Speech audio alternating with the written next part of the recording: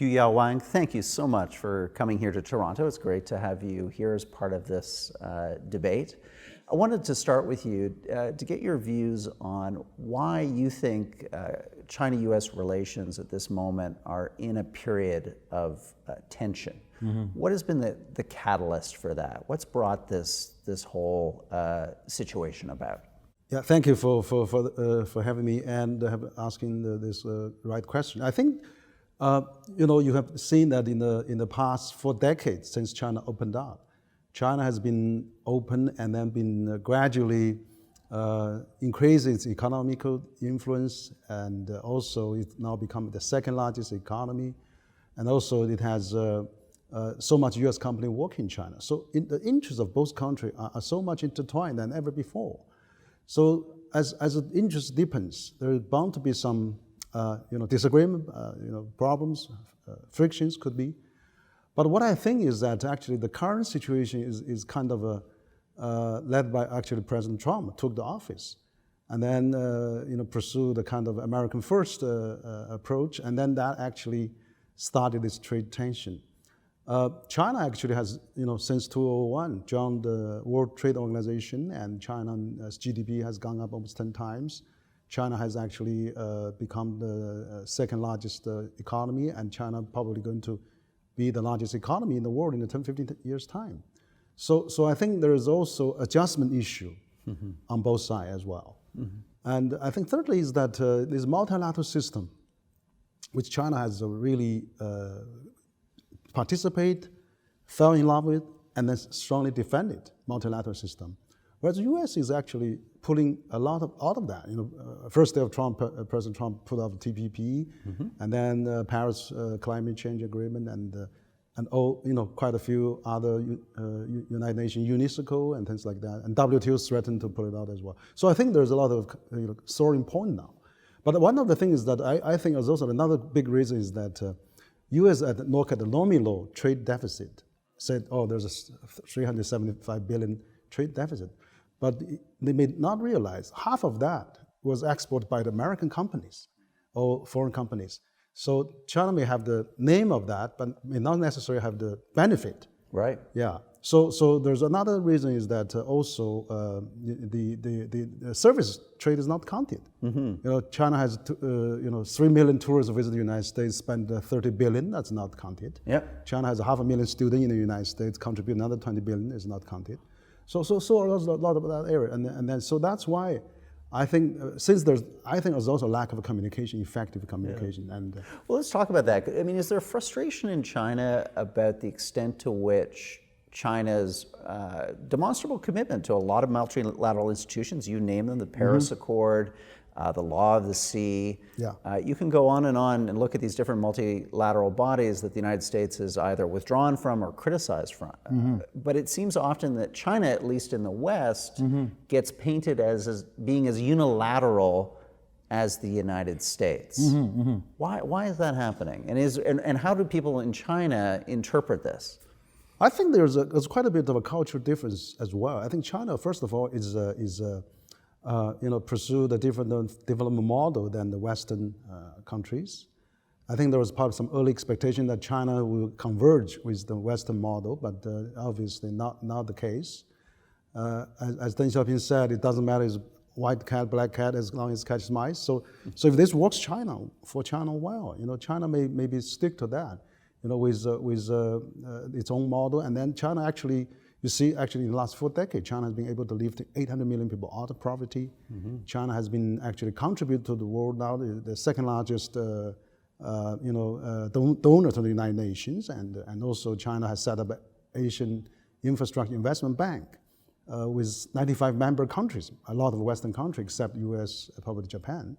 So China is doing a lot of multilateral things, particularly also this Belt and Road Initiative. China has actually spend 50 billion already on that with a number of countries. I want to ask you about the Belt and Road because it's mm-hmm. an interesting facet of this debate in terms of how an issue can be viewed in 2 very different ways. Yeah. So there's an argument you could say that the Belt and Road Initiative is an example of multilateralism, that you have 126 countries that have signed cooperation agreements. You're spending hundreds of billions of dollars to build this infrastructure out. It's increased trade, it's lowered shipping times. Yes, yes. Yet there's a perception in the West at times that this is a hostile move, that China is practicing this, quote, debt trap diplomacy to ensnare these countries in a vassal-like relationship.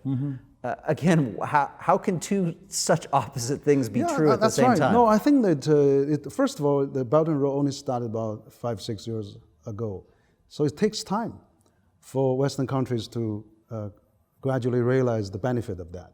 But let's see, since 2008 financial crisis, probably even since the Marshall Plan, built up the Western Europe, there's no major stimulus from the world to actually stimulate the economic development of the developing countries. And also that China has been benefited from all the countries in the past. Countries from multinational, all countries come to China. So for the last 4 decades, China has cultivated and developed this capacity of infrastructure, which is now probably the most advanced in the world now, with fast speed train, with 1 billion smartphone users, with all those cashless pay society and things like that. So that kind of a newly developed expertise could be shared to the vast developing countries. So China actually, just like a venture capital, China is a seeds money. Put it up, and let's have A round, B round, C round, let's all get together. So the principle of Belt and Road, as is stipulated by Chinese leaders, is that jointly consulted, jointly built, and jointly shared. So it is actually designed as a multilateral approach, but I think probably still need more help. I'm glad to see now the second Belt and Road conference in Beijing just last month. They had 40 heads of state come, and also 150 countries represented there. So it's kind of a new initiative, but I think it's right. We could make it more multilateral. For example, we can involve more of World Bank, we can involve more Asian Development Bank, African Development Bank, and all the other banks. We can also get OECD and the Paris Club and everybody involved. I think, first of all, we may not take a position at the very beginning before it really gets done, because otherwise, why so many countries participate, so many developing countries participate? So we're lacking that kind of a stimulus package since financial crisis. So it's probably a shot in the arm of the global economy that China, this injection of the capital, of the expertise, of the infrastructure, could link the world. So according to the World Bank, actually the estimate that a Belt and Road could increase 0.1% of GDP of the world, and probably increase 1 point to 2 points of the cost of the trade among the countries of the world. So it's a very good initiative. It's just started. It's not perfect, of course. It still needs a lot of improvement. It's precisely that we need more countries to participate. So I'm glad to see that Italy just, first G7 country participated. We see Switzerland just come in, Greece, Luxembourg, a number of European countries participated. And so I think if we have more developing countries, particularly United States, if it's joint hands with China, this could be the next generation of a global, stimulus, impetus, so that we can carry the world into a much better, more prosperous world. If we are fight on that,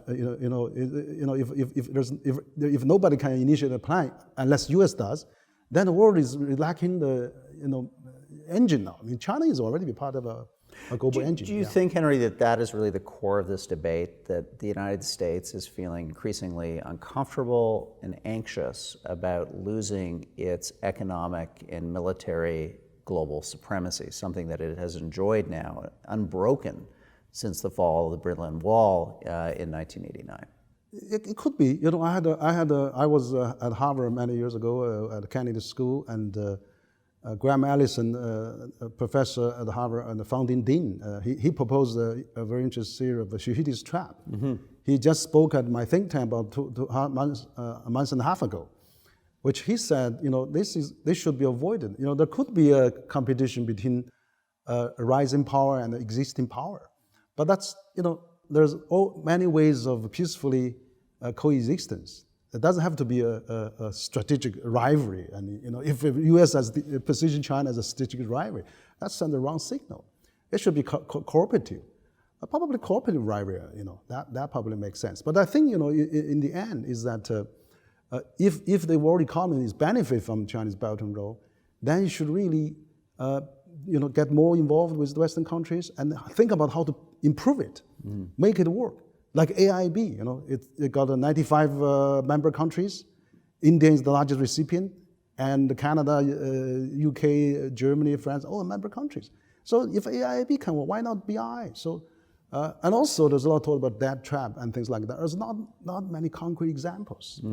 We just had a new study by Rodin Group, it's basically saying there's very few examples like that. Right. And so a lot of theory I can see, technology theft, forced transfer, debt trap. But please give me the concrete example, cases of that. We don't find many of that, Are you surprised at the extent to which it seems in many of the current negotiations going on between the United States and China that there's an assumption on the part of the United States that China needs to adopt its model? In other words, whatever reforms or processes that the United States has, China has to have these also before you can have, quote, a deal. How is that interpreted in China? Because it seems like an extension of a very troubling history between Asia and the rest of the world, where in the past, when the West could, it most certainly did impose not only its values on Asia, but in some cases, through your own history, forced China into a position of subservience. That's right. To the West.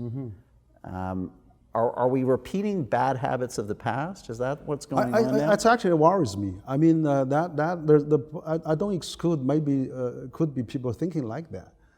For example, recently, U.S. Department of State Department official, Skinner, said there could be a clash of civilization, and it's the first clash of Caucasians with Asian or with China. That sounds like very racial, and doesn't look like from an official of the U.S. government to say that. So I'm very, very surprised, taken back by that. It's such a big thinking. So I think we should probably avoid this Cold War thinking mentality. We are living in a much developed world now. It's not 7-8 years ago where every country is isolated, everybody is self-sufficient, and then everybody is misinformed or information is not available. Now everybody is well informed. The world is so intertwined, and we are so independent on each other. 7-8 years ago, there's no value chain. Now there's a full-fledged value chain. We can't live without each other. Like it or not, we have to live it together.